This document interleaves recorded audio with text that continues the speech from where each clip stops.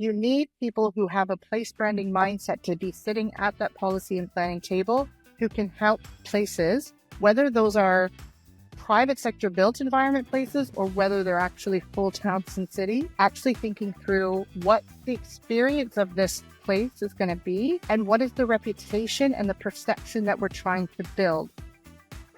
Hello, welcome to Talking Place, the podcast where we bring placemakers and storytellers together to talk about place. I'm your host, Tanisha Raffiuddin. I am the founder of Concept Culture, a creative agency in London, passionate about creating purposeful brands and telling powerful stories. In this episode, it is my absolute pleasure to talk place with Dr. Giannina Warren. Giannina is a global thought leader in place branding and the driving force behind the world's first MA program in this field at Middlesex University. Giannina now leads the BA Professional Communications program at the prestigious RMIT University in Ho Chi Minh City, Vietnam. Giannina is also part of the team behind the Place Brand Academy, the world's first comprehensive training platform for place brand strategy. We cover a lot of ground in this episode around place branding, how to create a successful place brand, and what lies ahead for the place branding community. So please do stick around till the end.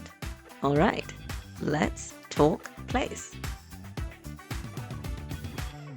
Giannina, welcome to Talking Place, the podcast where we bring placemakers and storytellers to talk about place.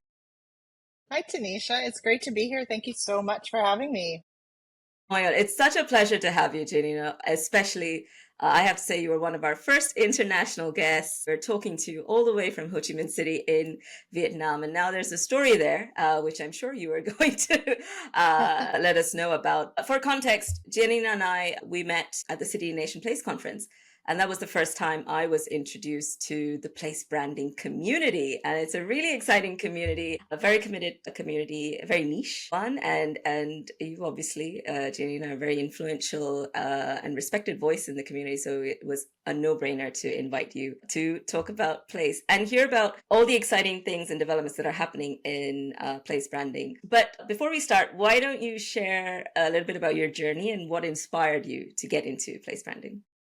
Sure. Thank you so much. Yes, I am immersed in the world of place branding and very happy to talk about it and to spread the gospel, as it were, because I think it's something that is so vital and important for communities and cities, towns, regions of all sizes and countries even to take notice of and to understand, especially when we're talking about developments in the built environment. This is such an important topic, and I'm really glad I can actually share some of that with your audience today. So I'm from Toronto. I grew up in Canada, and I had a pretty good career in marketing and branding and graphic design in corporate Canada for many years until I got my dream job, which was actually working as head of PR for major festivals and cultural events for the city of Toronto. And that was just an amazing job. I was doing outreach and PR and press junkets and everything else, telling the story about Toronto and highlighting the culture and art scene in the city and really starting to sort of share the great news about what was happening in the city internationally.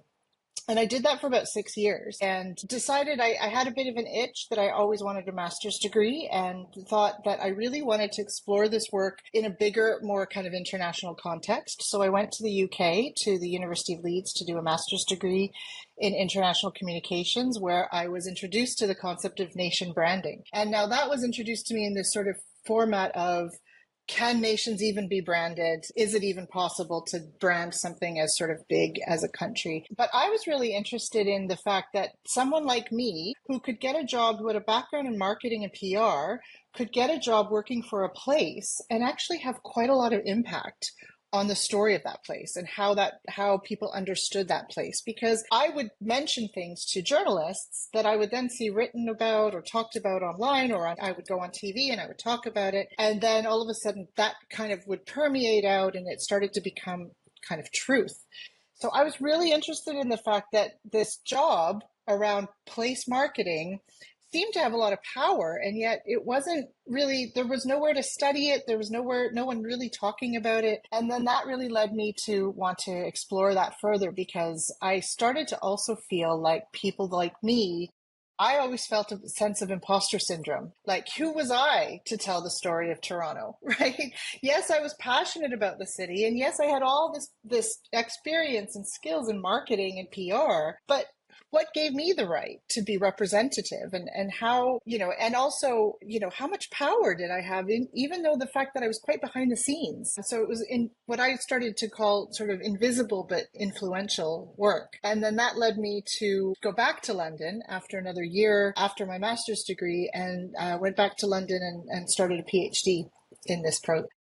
Got a job as a lecturer at Middlesex University and started teaching advertising, PR, branding, lecturer, senior lecturer, then program leader while doing my PhD part-time. And it sounds easier than it was, but it was great because it gave me an opportunity through the PhD to interview hundreds of practitioners around the world, in cities and towns specifically all over the world, and ask them about what it was like to be them. What is it about your job? And then I also immersed myself, of course, in the world of place branding and how it actually operates through that research. Through that, I developed an undergraduate course in the BA of Advertising, PR, Branding at Middlesex that specifically was just introducing the concept of place branding to undergrad students.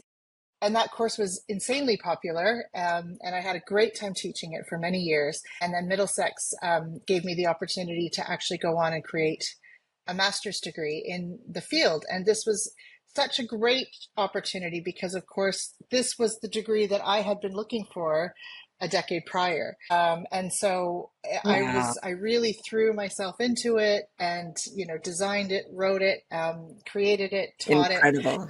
And so then, here we are, which I'll get to, but that's been about a 10 or 12 or 15-year journey, I guess, of being immersed both on the practical side of doing the work, studying the work and talking to practitioners, but then also finally teaching about it as well. So yeah, that's why I'm so excited to be here today and talk about all of that with you.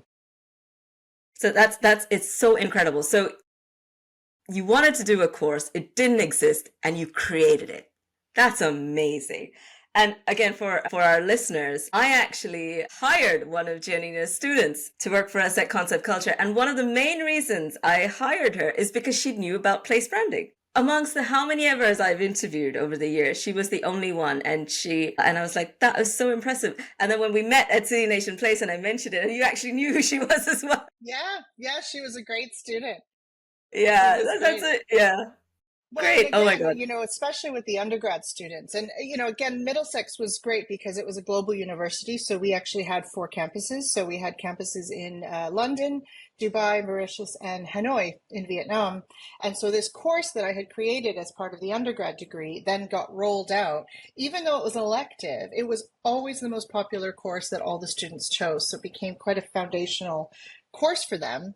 And for years, I think there was hundreds and hundreds of students that took that course. They all talked about how much they loved it because everybody is from a place, right? And everybody feels a sense of connection to a place and they feel a sense of attachment. And so then to be able to take these skills that these students were developing in storytelling, creative conceptualization, visual identity, graphic design, audience outreach, engagement, communications platforms, all of the things that exist in that sort of milieu, but apply it to a place. It was enormously relevant for the students. And they really had a great time and kind of thinking about how they could rebrand the places that they loved or places they had visited or places they wanted to visit. And I think it's really important to say, and we will get onto this, that one of the things they loved about it was that they saw, the way I teach place branding is about its ability to change communities, to change environments, and to change places for the betterment of the people that inhabit them. So this isn't just a marketing exercise. This is an ability to think through the place from a strategic and yes, promotional lens, but as a way to do the policies and the planning better so that it better meets the needs of the people. And that's always the point.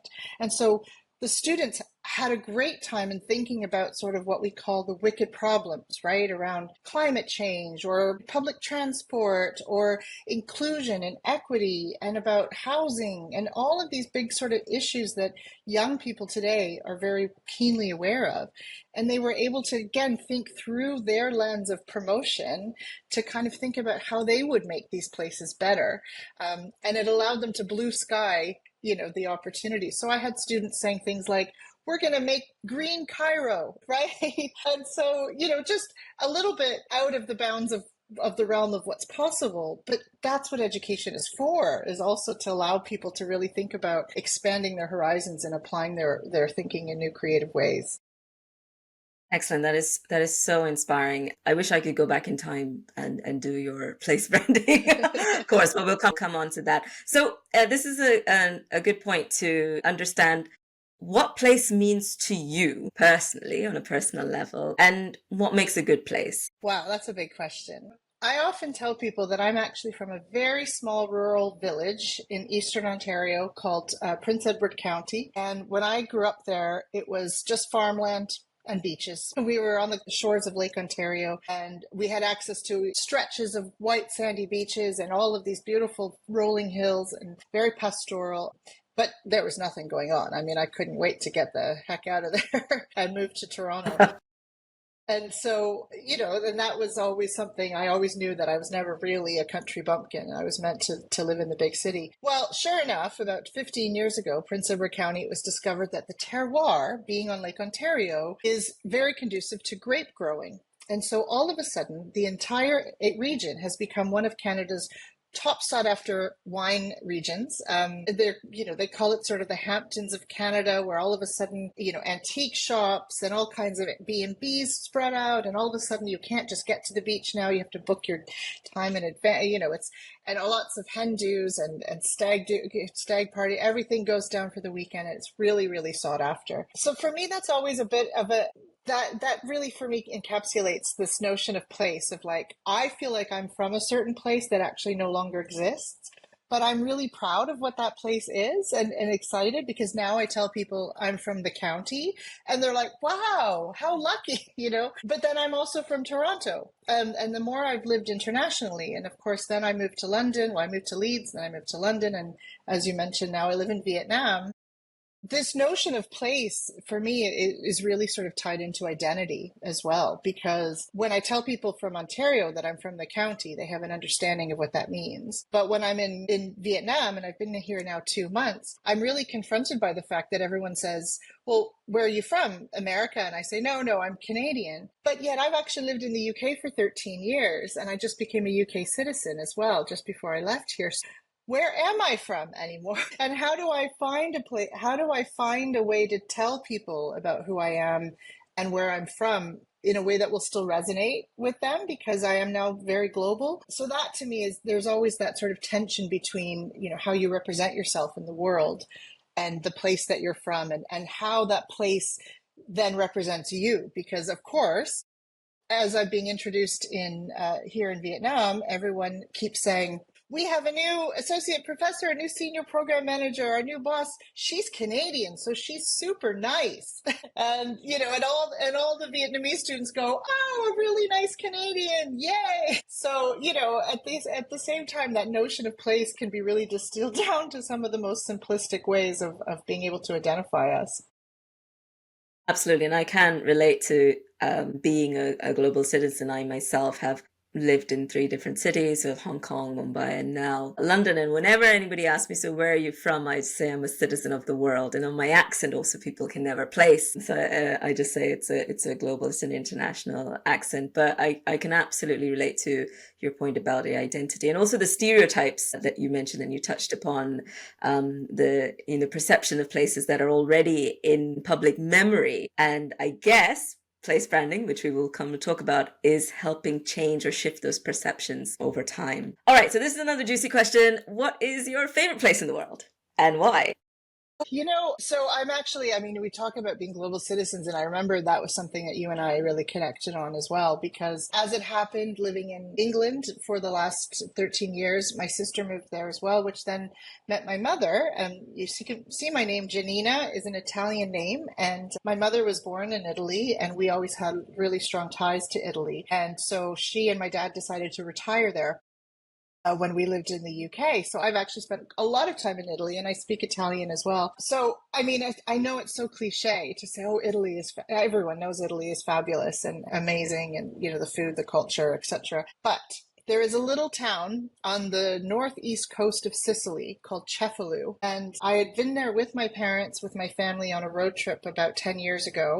And last year, I decided to take myself back there for 2 weeks on a writing retreat. And I have to say, it's all the things to me. It's just so charming. It's got the sort of the old stones that kind of come up from the lake, from the sea, and the cobblestone streets. And, it's a bit touristy, as all places on the coast in Sicily are.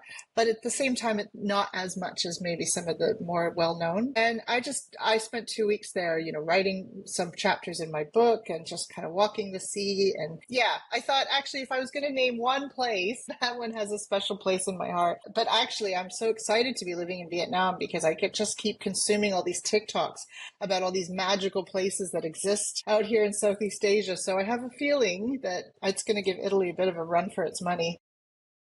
I bet. I mean, like you said, Italy is a magic place. I mean, again, as an architect, the first time I went to Rome, it almost made me cry because I had like 5 days and like 100 places on my list. I just couldn't get to all of them. But I am equally envious of your new move because Vietnam is also such a fascinating place. I personally haven't been to Ho Chi Minh City. I've been to Hanoi and Halong Bay, but those memories are still very, very strong and permeated in my mind. So thank you for sharing that. And we might put the name of that town in the show notes so that everybody can learn a little bit more about it.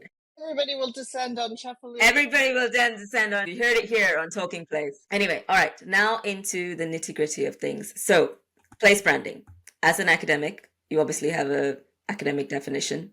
Can you share what is that definition with our audience? I'm so glad you asked that because I think that's part of the biggest challenge that we have within this niche. You identified niche environment, which is not a lot of people know or even have heard of place branding. And yet, actually, if you start describing it, people go, oh, wow, that, of course, right? And that was always something that came up through my research as well, where I was talking about how there were all these people working behind the scenes promoting plays in various roles. I mean, every city, every region, every country, even, every development, they've all got people doing marketing of some form or function. I would actually start to, if we think of place branding as a very broad tent, we can start to think of all of those people working underneath that. So at the same time, from an academic perspective, this is actually quite a pain point for us because on the academic side, we've been negotiating and sort of debating for years, if not 2 decades, about what actually is place branding. And there's actually a great paper by a friend of mine, a fellow academic, Martin Boysen, in 2018. He talks about the difference between place promotion, place marketing, and place branding. Now, let me see if I can break it down in really basic and simple terms, because actually I think it's really fundamental, and this is where I think it gets really exciting. So place promotion is you've got a great product, let's say a destination, and you just want to bring people to it, right? You just want to market the heck out of it, billboards, advertising, YouTube videos, whatever, you're out there just selling the place. And a lot of people would call that destination promotion as well, because your main audience are going to be visitors who are going to come and spend money. They're going to stay in hotels, eat the food, consume the place and go. And place promotion has been, is as old as time. Place marketing is a little more integrated, and it's a little bit more about balancing supply and demand. Here is where you get into understanding place around what actually do audiences want and how do we meet their needs, and then how do we respond to those needs through communication. So it's a bit more strategic. It's a bit more understanding who the audiences are. And now we start to expand into not just tourists, but potentially users like residents. for example, or investors like businesses who want to come in and bring some, start a business or bring in some FDO. So place marketing is sort of at that level where you're starting to think of your place a little bit more strategically, but at the end of the day, it's still very much about communication and marketing, right? As we understand it. Now, place branding is where it gets really juicy, because for me and for a lot of academics who are kind of on the front lines of this, place branding is about embedding that promotional mindset much earlier on in the policy and planning stage of a place to ensure that it meets the needs of all of its target audiences. And that target audience group can be expanded to include, of course, tourists and visitors who are going to come, of course, businesses who want to invest, but absolutely, and probably most fundamentally, the residents and the people who are going to live there. And then also the other audiences around things like talent attraction and employees and people who are going to want to work and live there and make their life there. And then most fundamentally, it also lives in the realm of reputation. So it's not just about marketing, it's about building a brand and building an experience and building an emotional connection with all of those different audiences. And the only way to do that, you can't just do that by having an active social media campaign or by sticking up some billboards or by making sure you have a nice glossy brochure that tells everybody what you have. It's about actually embedding that promotional mindset, embedding that thinking through the place much, much earlier on so that you make better decisions about how the place actually gets built, about the policies that actually get enacted, and about how you actually engage with those stakeholders on an ongoing basis. For me, this is really exciting because it gives places an opportunity to embed the professionals who I care so deeply about at the policy and planning table to help them guide in making those strategic decisions. And I often talk about the fact that, you would never have a major corporation that would not have a CMO who sits at the table equally with the CEO and COO and maybe chief tech officer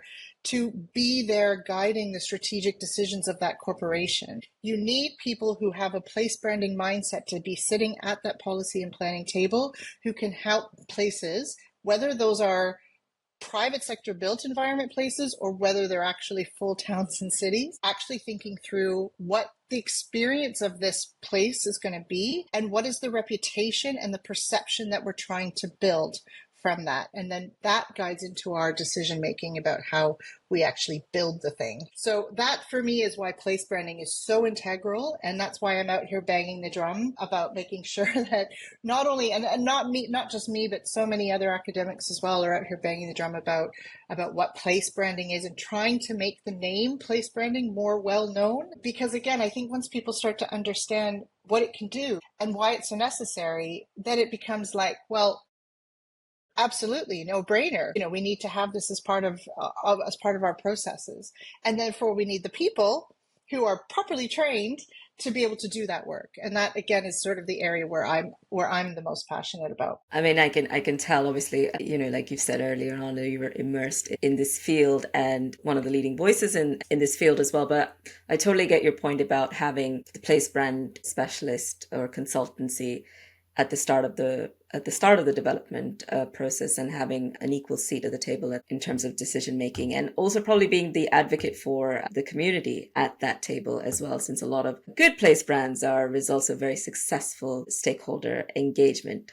So now I'm moving into how to create a successful place brand. So I know we don't have a lot of time, but can you succinctly break it down? Like, how would you go about creating a successful place brand? Obviously, success is subjective, but, generally a good place brand. What's interesting about this is that there's some fundamentals that exist from the world of marketing, that apply, but then it's much more complex and much more multi-layered and multifaceted because you're dealing with place. So very quickly, and there's loads out there, and I've developed courses about this that we can talk about, and I'm writing a book about this as well, where people can get more information, because it is difficult to know where to look, to know how to make a good place brand. The important thing is to first understand, in order to figure out where you want to go, you need to know where you are.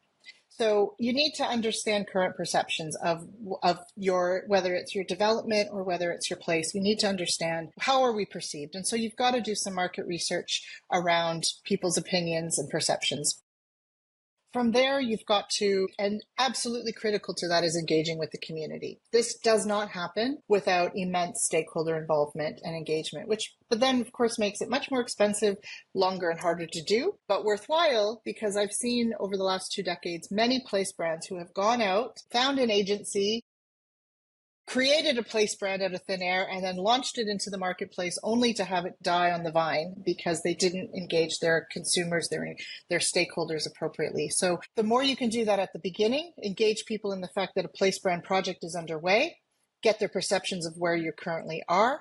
And then you've got to start to understand who your audiences are, because you can't be all things to everybody. And you need to get a really clear understanding of who you are building this place for, who the place will be the most impactful for. And then it's about trying to match those two things together, right? So then it's about a process of saying, well, what are the key messages and the key kind of concepts and the things that make us like who we are? Now, I could go for on and on about the difference between brand identity and brand image. And there's so much there, but essentially it's about trying to capture the essence of your place and then try to figure out the channels and the platforms that you're going to use to then communicate that essence to the audiences that you've chosen to target. And then measuring your success, right? And then measuring and implementing some more, reiterating, pivoting, measuring constantly, right? For over a long period of time. This is not a short project. And that comes down to understanding audiences, understanding narrative and stories, understanding platforms, and then measuring in whatever ways you can, sometimes creatively, whether or not those messages actually reach those audiences. And then constantly going back out to the market to measure the perceptions and the reputation to see if you've moved the needle. And again, this is not a black and white. You can't just run a campaign and say, wow, job done. Look at that. We had, 5 million impressions on this platform. Place is branded. It doesn't work that way. But I think the fun of it is actually trying to get all of the stakeholders together to work together over 5 or 10 years, even sometimes, and knowing that at the end of the day, what you're trying to do this for is because you're ultimately making your place better for the people who live, work, and play there. Absolutely. And I think that's a very logical breakdown, and an easy way to communicate the process. But I think the key, as you've pointed out, it is ongoing. It's not like down to one campaign or 2 campaigns. It's an ongoing process of measuring, analyzing, and reiterating. So I'm going to put you on the spot now a little bit. Are there any examples of place brands that have stood out for you that are universally known to be successful? Anything that we can learn from? Any examples we can learn from? I mean, there's some very popular case studies that are going around that people are talking about. When you say universal, there's a few that are sort of constantly brought out to say that this is where it's been done well. Amsterdam is a city that was doing this early on, and they were one of the first to actually create that big sign, the I Amsterdam, where people could go, and it created a photo op. And that, was really held up as, and not only that, but they also embedded the mindset almost too successfully, because now actually Amsterdam is undertaking an entirely different approach where they're actually trying to get people out of the city center and into the regions and surrounding towns.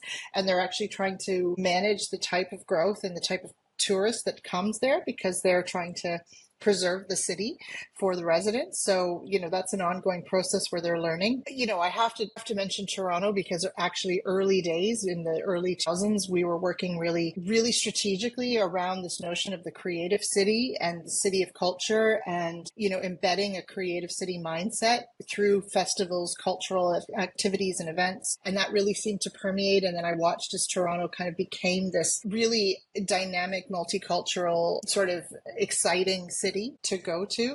A place that's getting a lot of activity right now, a lot of people saying that they're doing great work, is actually Tasmania. So a little island, the coast of Australia, they're doing some really innovative things to tell the story of Tasmania. And mostly actually it's less about tourism and more about engaging the residents and creating a sense of local pride that will then translate into business investment. So I think if anyone wants to kind of look at what's going on there, I think it would be really neat. And then something that might be more relevant to your specific audiences in the sort of the built environment is what's going on in the north of Toronto, which is by a company called Northcrest, and they are developing massive swaths of land that used to be an airport and an air base. And they are building mixed community housing, live, work, play, sort of like really, they're building a new city environment, essentially, or a new sense of community. But what they're doing is they're taking a very deep collaborative approach to working with the community, working with Indigenous people, and working with the local government to make sure that they meet the needs of the community as they go in and develop this massive swath of land.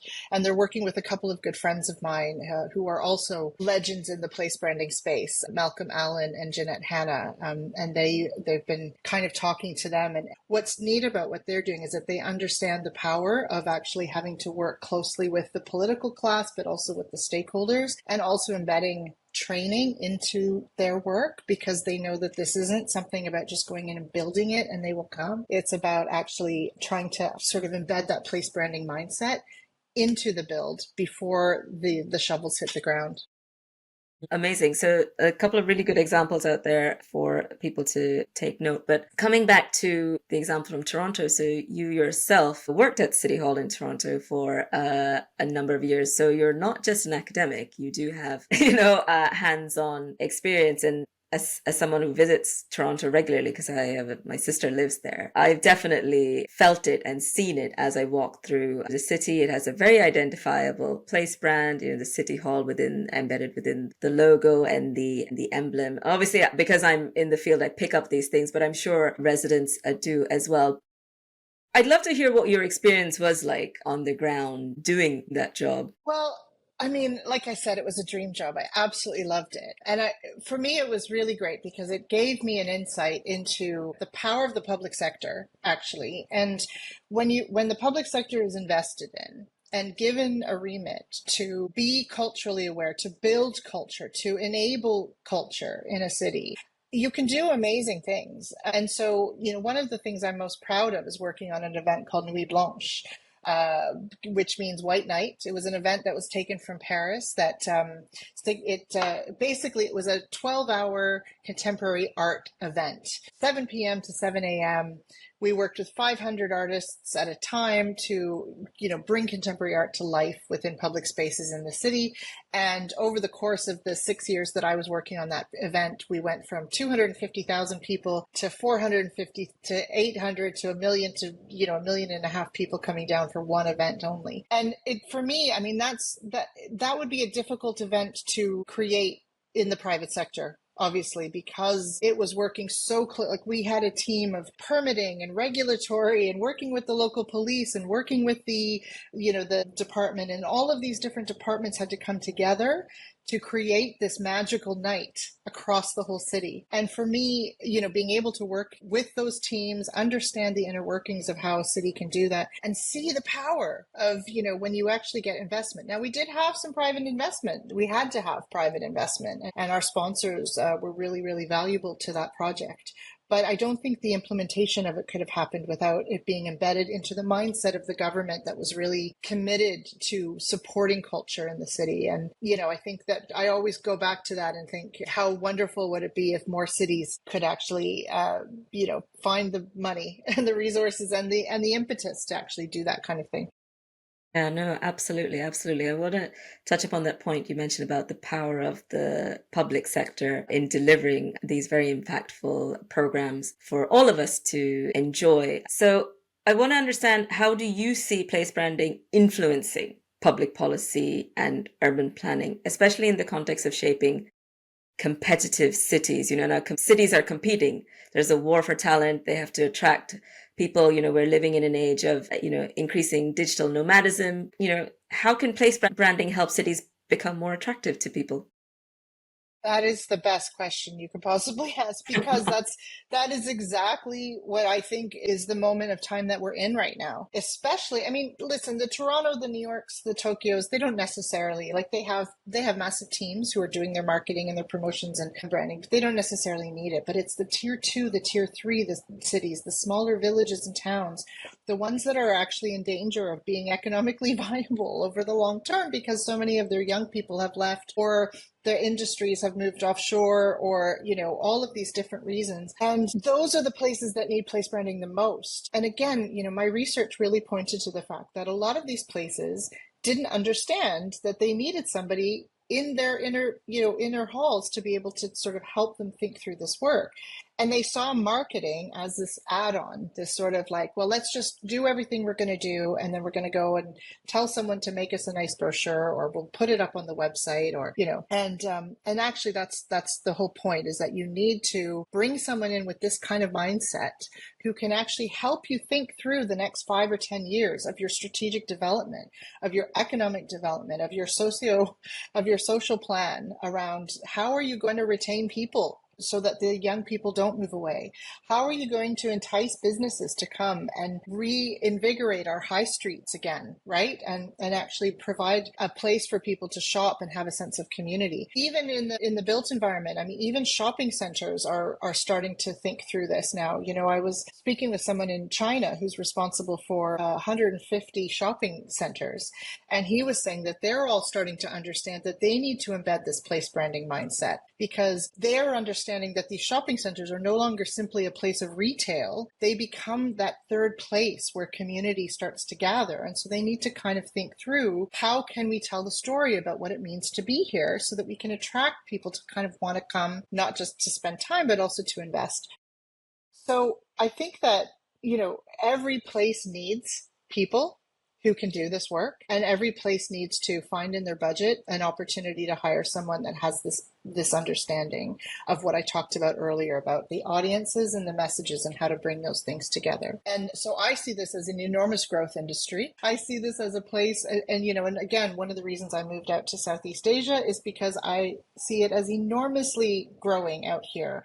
I mentioned China. I'm hearing a lot of people from Taiwan, Japan, Vietnam. I'm now working with some academics in Japan because the Japanese government has funded them for 3 years to create a place branding curriculum for their universities there, because they see the need. So I sort of feel like it's just such an exciting time to be a part of this industry, because as much as it might have been niche, I actually believe that it's actually going to be quite instrumental in how places actually see themselves in the 21st century, because they are in competition with each other, and every small village to sort of medium size or big town is all of a sudden going to have to think about this, and they'll do it better if they include some of these principles. Absolutely. So I'm equally excited to hear this, and I do agree that as place branding grows, as you say, more people get trained up.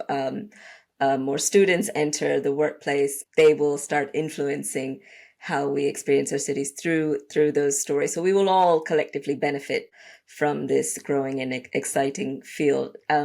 Now, coming back to stories, we talked about brand, and brand sounds very corporate as a term. Stories are more softer. What are the key factors to consider when telling the story about a place? And are there any examples that have stood out to you that are, these guys are doing a really good job at telling their story? Yeah, that's a great question. And in fact, as you were talking, I was thinking I need to talk about authenticity because that's actually exactly the point, is that even though more and more people will be trained up in doing this, and more places will bring in this thinking and mindset, the absolute first thing we want to avoid is this cookie cutter approach, right? Where every place just ends up adopting the same methodology or the same stories or the same, and in a lot of the teaching I do show that, the beach shot, or the, come and be your best self, or come and, like the place promotion realm especially, but you see places repeating the same sort of tropes over and over again.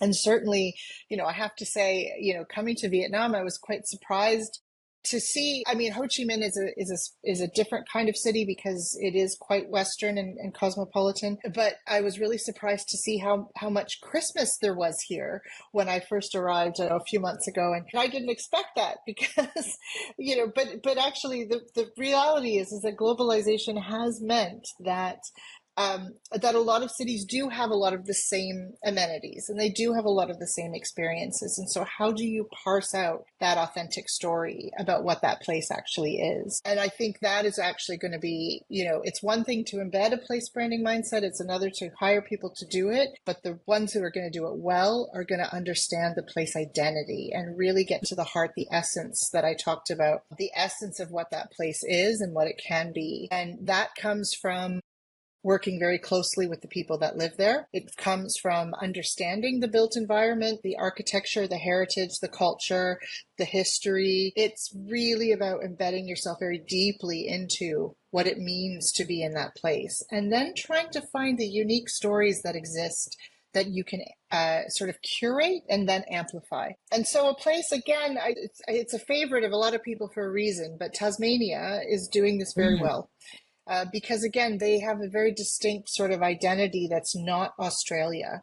I think that they're doing, and I've met the people that have done that campaign. They've been very, very intentional over a long period of time of working with Tasmanians to get to the core root of what it means to be Tasmanian, and then turning that into a narrative and then embedding that into various different activations in public-private partnerships, in local businesses, in tourism strategies, even in, they've created a book for babies. They give a package to every new mother when she has a baby, and there's a story there written for children called I Am Tasmanian, and it sort of embeds that notion of what it means to be Tasmanian at that early stage. So that's the kind of stuff I think is so creative and really captures that essence, but in really unique and novel ways. Yeah, I get so excited when I see examples like that. I'm always looking for more as well.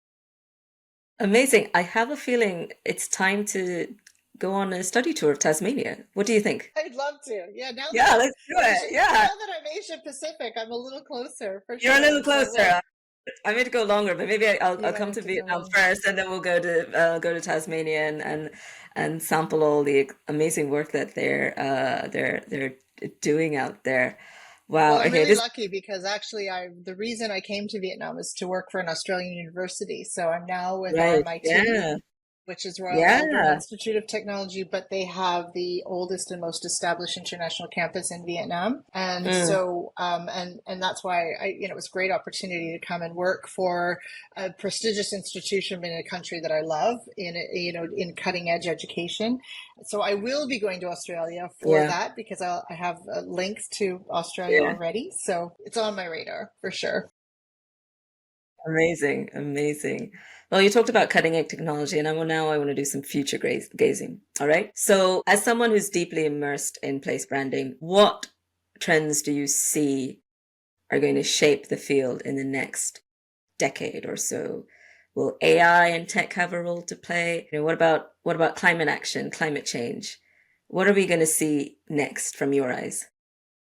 So part of the master's degree that I wrote included an entire course called Stakeholder Sustainability and Social Cohesion. And that was precisely about that. It was about how do we future-proof place brands based on the sort of the wicked problems and the big issues that we'll be facing. And, you mentioned climate change. It's no surprise that that's going to be a big one and predominant. And I think that part of the challenge of place branding professionals is not going to be just about telling a wonderful story about how great it is to be in our place and how the wonderful opportunities that exist there, but to be really honest about the challenges that we face, especially as it relates to climate breakdown and sustainability. There are a lot of places that are starting to embed the sustainability narrative inside the place and working with the UN SDGs, et cetera, and making sure that those kind of things are sort of embedded in their actions. I've just done some recent research with some other collaborators that talked about the fact that there's still a lot of barriers. There's a lot of places that are doing climate mitigation, but they're not necessarily communicating it effectively. Or there's a lot of sort of what we called political paralysis and PR problems around doing that. So I think that that's an area that really has to be addressed, is how do you embed a sustainability narrative to not only catalyze more activities as it relates to climate awareness, but also to ensure that you're getting buy-in from the residents so that they actually also can kind of keep that moving. But some other things came up through that course that I think are really important. Things around Indigenous voices and inclusion are really important, especially in places like North America or Australia, where that is a really major component of the environment, and it can't be ignored. So that's something I think is really important. And I certainly see amazing work being done in places like in Canada. Destination Canada is working really hard to embed Indigenous voices and storytelling into all of their sort of campaigns. And that's then permeating into deeper levels of government. And then other areas of inclusion, like accessibility. Right. I think that that's a major one, especially for a lot of places that are not as modern, where their spaces, their sidewalks, they're not accessible necessarily for people. And we have an aging population across the world, so that's going to be really important. But it's not just about that. It's also about accessible information. So digital inclusion around making sure that the way that you tell your stories are accessible to people with hearing or sight impairment, that you don't automatically assume that everybody has access to fast internet, and that there has to be other ways of reaching people with your messages. So for me, I think the sustainability element, the inclusion element, and then this notion of sort of Indigenous voices and respect for the land that you're on are the two kind of most important areas that people looking to the future need to make sure that they're embedding in their thinking. And from the hundreds of people I speak to who are doing this work, it's on their radar. And I think that's what makes place branding so exciting as a job, because it's not just about selling products and widgets and making money. It really is about making places better and making a positive impact on society, and you can do that through this work. And so I see the people doing this work and they're so passionate about it, and I get so inspired when I see these kind of initiatives taking place. That's amazing. That's a very, very positive, hopeful note to end on, like what we're doing all together. All around the world as people who work in place storytelling, place branding, place marketing, and place promotion, is ultimately to make places better for people and improve our collective health and well-being, civic pride, and creating places where people are thriving. I think that's a really, really lovely note to end the more formal part of our conversation. So what's next for you? Well, so I, as has been mentioned, I've just moved to Vietnam. I took another life pivot, and I came to Vietnam in 2009 as a tourist, and told anybody who would listen that it was my favorite country. Just fell in love with it. And through my work at Middlesex, I was lucky because I was able to come out to Hanoi every year to run the program and to deliver lectures and travel around the area. So when this job came up at RMIT Vietnam, it was kind of a no-brainer. It was an opportunity I couldn't refuse. So I really, I'm wanting to expand place branding education, especially out here in the region. And to that end, I've got another initiative outside of my academic work, which is the Place Brand Academy, which is a place online where people can, take short courses, master classes, access toolkits, etc. And a lot of our courses are CPD accredited, which is great because it means that you can actually count the hours that you take in our learning about place branding and apply those to continuing professional development. So I'm still really passionate about making sure that the next generation of place branders are trained and knowledgeable. And not everyone can take a master's degree or a university course. And so this is hopefully a quick and easy way for people to be able to upskill and understand. And there is a variety of courses and, like I said, master classes available for people who are at various levels. I'm also a founding member of the Asia Pacific Place Brand Association. And so we are working towards advancing place branding out here in the region with some academic colleagues in China and Japan and Thailand, etc. So we've got, we're working on symposia and papers and research as well. And I'm just looking to explore the region a lot more and maybe go to some yoga retreats in Thailand and just discover everything that Southeast Asia has to offer while also advancing my career out here. It's an exciting time, if I do say so myself. Absolutely, and I'm so happy for you. I'm so happy. I remember when we had this, we caught up a couple of months ago, and you told me you were moving, and you were so excited, and now it's happened, and you're there. You're doing amazing work. You're launching a new, course, and really embedding yourself. And what I love is like you talk about the next generation, and obviously future. It's not just about us. It's about those who come after us as well. So where can people find out information about your new course? So anyone can find us at placebrandacademy.com, and that's a great place to sort of start to download some of the toolkits and take advantage and sign up for one of the courses. I'm easily findable on YouTube and LinkedIn as well if anyone wants to get in touch, and obviously through RMIT Vietnam. I'm going to be here for a while at this great university. I'm running their professional communications program here, which is one of their biggest programs with thousands of students, because higher education in Vietnam is thriving. And so I'm quite easily to find, and I'm certainly would love the chance, especially out here, network with anyone and maybe do some talks and some collaborations and just really embed out here with other people who are equally as passionate about it as I am. Amazing. And that moves us nicely into the final and fun segment, dare I say, of our podcast called Know Your Neighborhood. Obviously, you've just moved to Ho Chi Minh City. No, don't be. It's very easy. I'll share 3 facts about Ho Chi Minh City and specifically your district, District 7. And all you have to do is say whether they're true or false. So it's really easy, nice and easy, and we'll both get to learn, and our audience probably also get to know a little bit more about the place in the process. Before you ask the questions, I have to say that for the several months before I came here, I just researched Ho Chi Minh religiously on Google and tried to find everything I could. And what's little known about the city is obviously it's separated into districts. And so you mentioned I'm in District 7. And Right. this will be really interesting to your audience because District 7 did not exist 25 years ago. It was a part of land that was jungle and rivers south of the metropolitan, the urban dense part of the city, which is District 1, District 3, 4, etc. And the Vietnamese government essentially sold the land to the Phu My Hung Corporation, and they basically over the course of 20 years have developed this entire area as an entirely new community, mixed use there. And it's really fascinating if you do some research because they've actually built it based on zones within the district. So there's a hospital zone, a retail zone, etc., and a mixed use zone. There's a major conference center zone.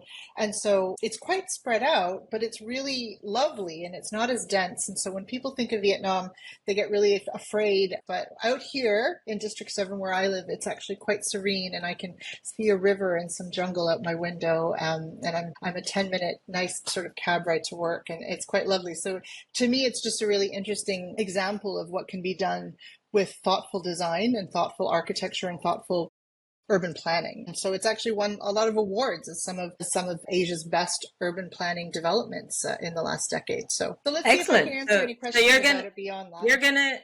You're gonna cakewalk this then, by the sounds of it. But thank you for sharing the thing about District 7. I found it quite exciting. I was like, "Ooh, this sounds like something from the Hunger Games," but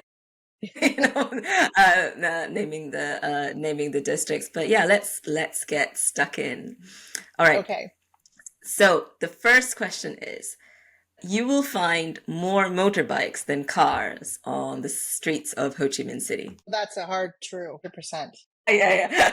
Yeah. No, that is true. So with about 1.5 million motorbikes entering the city every day, it's known for its high motorbike to car ratio. It's something that's completely different to, Western Europe where I live in, but obviously I've also lived in Asia. I owned a little moped when I was growing up in Mumbai, and I loved zipping around zipping around the traffic on my little moped. fun. I haven't gotten on one yet, but all my colleagues tell me it's just a matter of time. But I think Yeah. if I do, it has to be a really cute purple Vespa that I can just Oh, sort yeah, of I love pull way it. over. Yeah. Yeah, exactly. Yeah. But No, yeah, do it. eventually. But when you see the way some of them drive here, I don't know. I mean, yeah, it's really unique. And I did hear that once. I think the population of Ho Chi Minh is somewhere around 10 million, but there's something like 12 million motorbikes or something like Yeah. that. Like Yeah. Yeah. it's the special Yeah. flavor of the place. Absolutely. Absolutely. All right. So the next question is the Saigon Notre Dame Cathedral was designed by Gustave Eiffel. Ooh, that feels familiar. That feels like it's something I have read. I'm gonna go with true. Okay, that Yeah, is correct. It is final true. answer. Yeah, Okay. it is true. Yes. For those who don't know it, I mean, Vietnam was once colonized by the French. Hmm. So this is a very famous French colonial cathedral and was designed by the same architect behind the Eiffel Tower. Good. Oh, 2 for 2. Oh, let's see if we Yeah. can stump you in the final and third question. Maybe they'll keep me here and they'll let me stay. All right. So now the next question is District 7 is home to one of the largest urban parks in Ho Chi Minh City. True, because there is a lot of green space here. Yeah, Yeah. I don't Okay. know. I That don't is know that false. one. Is that actually that one's false because it does have several parks and you alluded to them. However, the largest urban park in the city is Tao Dan Park in District 1. Which, you know what, I haven't Yeah. been to yet. I have not All been right. to. Yeah, my life has been very busy just settling in and getting myself sorted. So I haven't been able to play tourist in my new home just quite yet. But I've actually got a few family members and friends who are planning on joining me. And certainly I'll put the call out to your listeners that I'm always more than happy to meet someone who is interested in this kind of thing. If you happen to be coming through, and give me a reason, an excuse to be a tourist and to go out and actually explore and see what the city has to offer. It's hard to do it on your own, right? But when you've got an Yeah. excuse and someone visiting, it's a great opportunity. So I'll put that out there. All right. So those of you listening out there, if you're passing through Ho Chi Minh City, get in touch with Giannina and she will show you around. Sounds great. Amazing. Well, this brings our time together to an end. It has been amazing and very inspiring to talk to you and hear about your journey and the impact that you're creating. Like I said, not just for our today, but for our tomorrow as well. So all that's left for me to do is thank you from the bottom of my heart for being here, and hopefully we'll see you soon. Thank you so much. I feel so energized after talking to you, and it just, I'm really glad that there's the interest in this, and it was absolutely a joy. I'm so impressed with your podcast. I'm so pleased that you're doing this because I think you're having conversations that are so necessary, and I can't wait to listen to the rest of them. But thank you so much. Amazing. Thank you, Gina. It has been an absolute pleasure, and yeah, we'll see you soon. Well, I hope you enjoyed this episode as much as I did. I'd love to hear your thoughts. Feel free to join the conversation on social media with the hashtag #TalkingPlace. I would also love for you to leave our podcast a review and subscribe to all our podcasts and YouTube channels so you don't miss an episode. There is so much more to explore when it comes to creating good places, and I'm excited to do a deep dive into other topics with you in our next episode. I'm Tanisha Raffiuddin, and it's been my pleasure to be your podcast host. Thank you for listening. See you again next time, where we'll continue talking place.